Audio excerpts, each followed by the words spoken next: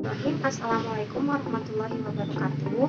Saya Avianti dengan NIM 19070171 dari Prodi PG PAUD ingin mempresentasikan hasil skripsi saya yang berjudul Pengembangan Media Pembelajaran menggunakan Funnelboard untuk meningkatkan kemampuan bahasa pada TK Hadijah Karawang. Aturkan rasa terima kasih saya kepada dua dosen pembimbing saya. Yang pertama ialah Bapak Agus Sumitra, STMPD. Yang kedua, Ibu Sherina Munggarani, Westisi, MPD. Terima kasih yang telah membimbing saya dalam menyelesaikan skripsi ini. Latar belakang masalah. Usia dini atau yang kita kenal ialah Golden Age. Pada masa ini, otak anak berkembang sangat pesat. Perlu penanganan yang tepat sesuai dengan pertumbuhan dan perkembangannya. Perkembangan anak saling berhubungan dan tidak lepas antara satu dengan lainnya. Orang tua perlu menstimulasi atau merangsang perkembangan anak agar anak dapat berkembang secara optimal. Salah satu yang paling penting ialah aspek bahasa. Orang tua perlu memberikan pembelajaran bahasa atau memerlukan kesempatan untuk berbicara dan dengarkan di mana mereka ingin mengekspresikan apa yang ada di dalam dirinya, mengutarakan menggunakan kalimat bahasanya. Perkembangan ialah suatu proses perubahan di mana anak belajar menguasai tingkat yang lebih tinggi dari berbagai macam aspek. Salah satu definisi bahasa menurut Samuel ialah bahasa merupakan suatu simbol yang diorganisasikan dan digunakan untuk mengekspresikan dan menerima maksud pesan ketika berbicara dan diambil maknanya. Funnelboard bertema kebun binatang, menceritakan pengalaman anak yang pernah berkunjung ke kebun binatang, atau di sini juga guru bisa bercerita tentang bagaimana suasana mereka saat mengunjungi kebun binatang. Kita menggunakan media funnelboard, yaitu papan yang berlapiskan kain, kemudian dihiasi dengan warna-warna yang cerah sehingga membuat anak tertarik saat melihat media tersebut. Funnelboard dihias seperti kebun binatang, kemudian dilengkapi dengan hewan-hewan, diantaranya ialah ada hewan buas seperti gajah, macan, singa, jerapah. Kemudian selain itu ada hewan berkaki 4 dan ada hewan berkaki 2. Anak-anak bisa berekspresi, bercerita, menceritakan pengalaman apa yang pernah mereka alami, atau guru pun bisa memberi informasi dengan bercerita kepada anak, seperti contohnya memberi informasi bagaimana suara dari hewan tersebut, atau memberi informasi tentang makanan apa saja yang bisa dimakan oleh hewan buas yang tentunya belum mereka ketahui. Dalam media funnelboard ini terbagi menjadi 3 kelompok hewan.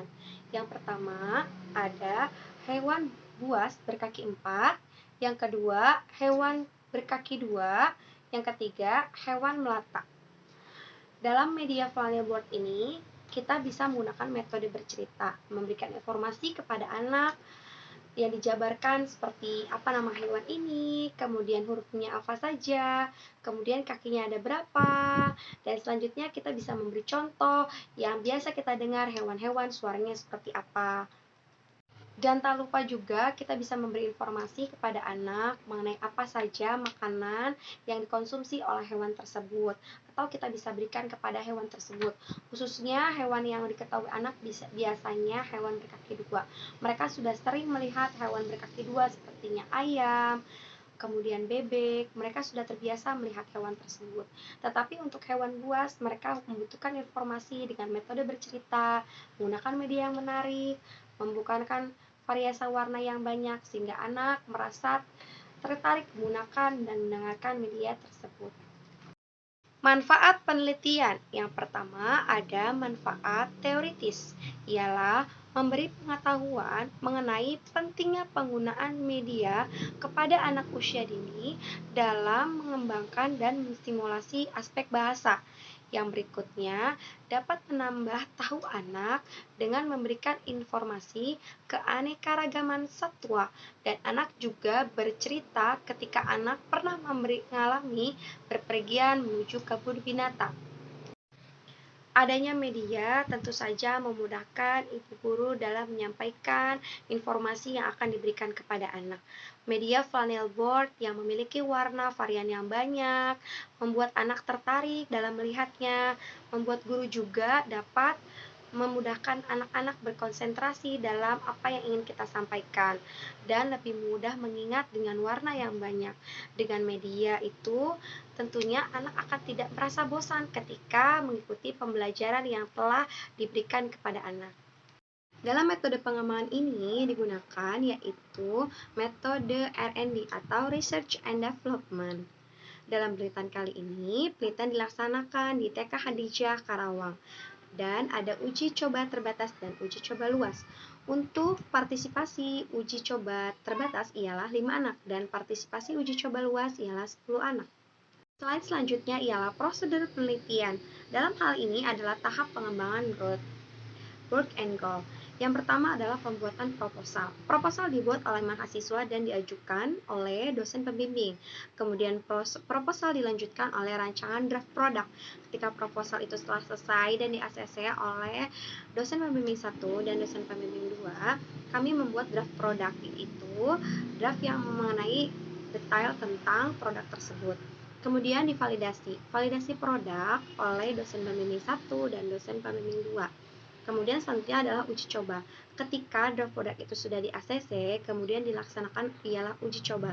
Uji coba yang pertama dilakukan ialah uji coba terbatas. Partisipasi sebanyak 5 anak yang dilakukan oleh TK Hadijah Karawang dalam kegiatan ini.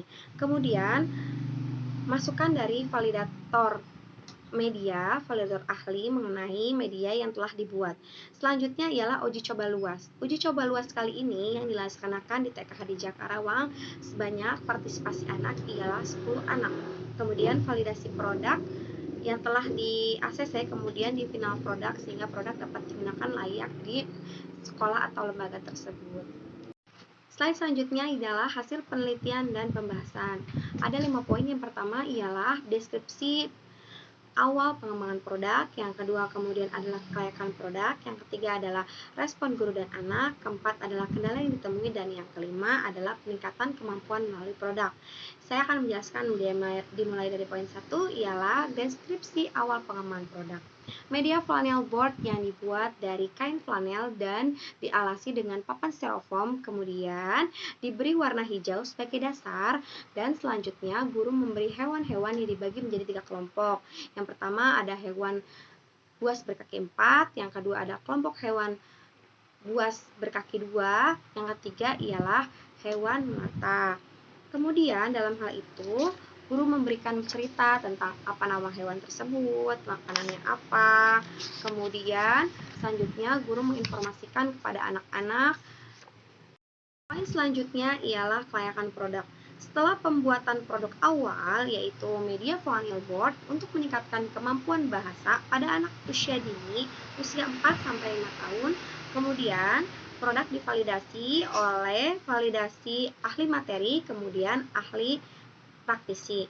Validasi yang dilakukan oleh dosen pembimbing 1 dan dosen pembimbing 2. Kemudian ada salah satu validasi yang dilakukan oleh guru di sekolah, yaitu sebagai validasi praktisi. Poin yang ketiga ialah respon guru dan anak. Dalam hal ini, efektivitas pembelajaran dapat dilihat dari aktivitas anak selama pembelajaran berlangsung, bagaimana respon anak dan terhadap media pembelajaran dan penguasaan konsep anak menurut Herianto dan Nabila 2020. Dalam hal ini, setelah dilakukan validasi oleh ahli materi dan praktisi, selanjutnya penelitian melakukan uji coba. Yang pertama yang dilakukan adalah uji coba terbatas. Uji coba terbatas meliputi 5 partisipan, dan kemudian yang kedua dilakukan uji coba luas dengan partisipan sebanyak 10 anak. Peningkatan kemampuan melalui produk.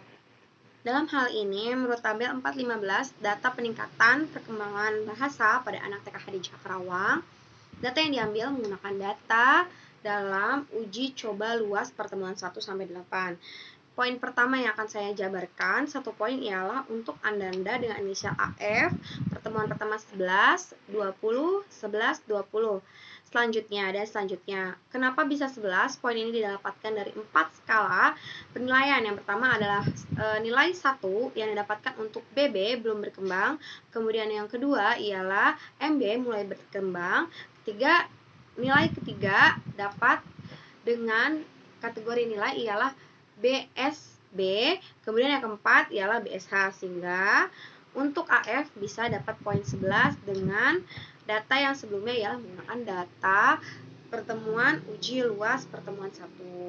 Selanjutnya, pertemuan kedua sampai dengan pertemuan ke-8. Yang dilakukan dalam hal ini adalah hasilnya meningkat untuk perkembangan anak. Pencapaian total paling terbesar ialah skor 186. Perkembangan bahasa di pertemuan angka ialah angka genap 2 terakhir ialah recalling tema binatang dengan subtema secara gabungan.